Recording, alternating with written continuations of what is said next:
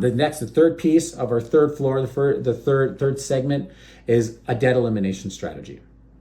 And this is a big piece for a lot of us. You know, quite often it's so difficult to get out of debt that people aren't able to move on to the next floor, to the roof, or to build onto other pieces of their house because the debt is such a major piece of it. And a lot of people have a tough time. For every household, a lot of people have a lot of debt. We all know the numbers, right? We don't have to go through stats. But carrying that high interest debt is a lot like building your house in a sinkhole. It eats away your cash flow, blocks your ability to save, and keeps you stressed, let's be honest. So starting a debt elimination strategy, there's lots of different ways to do that. There's a few different strategies that I work a lot with. But first thing you have to do is list all your debts, smallest to largest, or highest interest first to lowest interest. You want to list all that stuff out. And that's tough because sometimes you've got a bunch of cards, you've got cards that you try not to look at and you ignore. But you got to list it all out. You got to know where you're at. You got to know where the starting place, right? You got to have that blueprint together.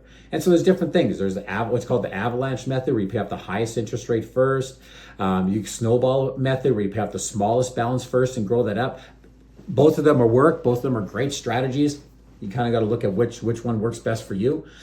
And then just commit to a fixed monthly amount, paying down your debt every single month, in addition to your minimums, that you're always doing this. When one card gets paid off, you still have that payment going on. You still keep working that off, and track your progress. A big piece is avoiding accumulating more debt. So cut back on the wants, cut back on big purchases, revisit your needs. The truth is, it's only really a couple years. For most people, when I have them cut back on the spending, really work on the debt, it's really only 2, maybe 3 years that they need to do that. And then they're able to kind of loosen the belt a little bit more and have a little more freedom. I know 2 or 3 years seems like a long time, but if you don't take those 2 or 3 years to really, dig in and lean into that, you're never going to be out of debt. You're always going to be in that position for the next 30 years, 40 years, whatever it is. So, debt elimination isn't just about math. Honestly, it's really about freedom, regaining your control of your finances, reducing your stress, and just creating a space for your wealth to grow. We want to grow your wealth, not the credit card company's wealth.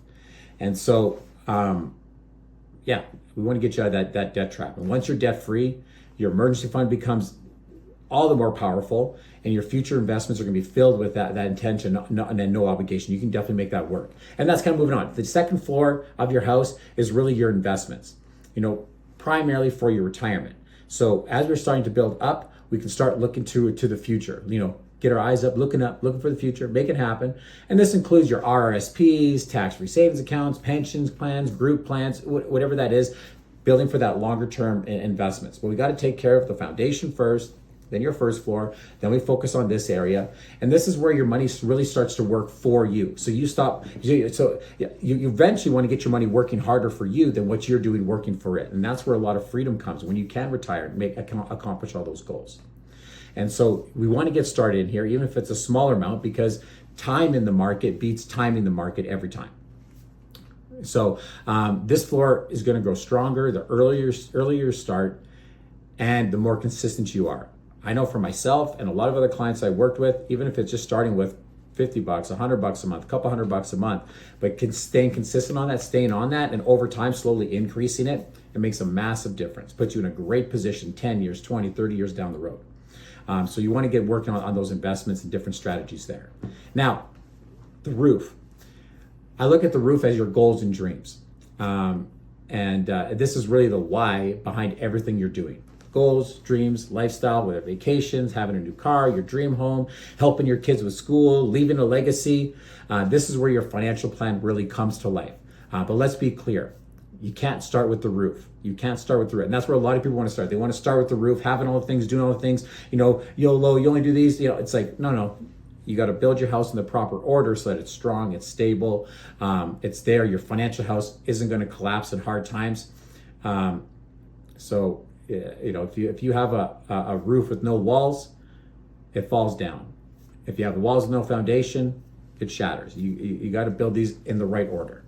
So just kind of finishing everything off, I think the blueprint is really, you got to look at getting your foundation in place, looking for looking at different life insurance, make sure you have in place. You might have work insurance, that's great, but it's probably not enough. Make sure you get enough life insurance. Then you want to work on your first floor. Get a will done. Have the emergency fund. Have an emergency fund, and then your debt elimination strategy. Just the structure and the security there. Then you want to work on your second floor. As you're doing that, you want to work on your second floor. Get your investments. Start building your wealth. Start with something small, and then as you have your debt paid off and all these other things, your emergency fund filled up, then you can increase your investments. And then the fourth, we got all those steps done. Then we're going to work on the goals and dreams. Really have that life that you're working hard to build. And so, really, if you kind of break it down there, the financial plan doesn't have to be complicated. It just needs to be built in the right order. And you're going to have a lot more success from there. So, and just like building a house, it takes time. It takes commitment. And also when it's built, it needs regular maintenance. So you want to ask yourself, hey, is your foundation solid? Do you have a proper first floor? Are you building for your future? Are you setting stuff aside so you can accomplish? Are you doing the right things so you can accomplish your goals and dreams and have that life you want to have? So I hope you found this helpful. Definitely feel free to share this with someone else and drop a comment if you have a part of your house that you're working on right now. Love to hear about that. See what you're doing to hit the target. So you have a great day. Talk to you soon.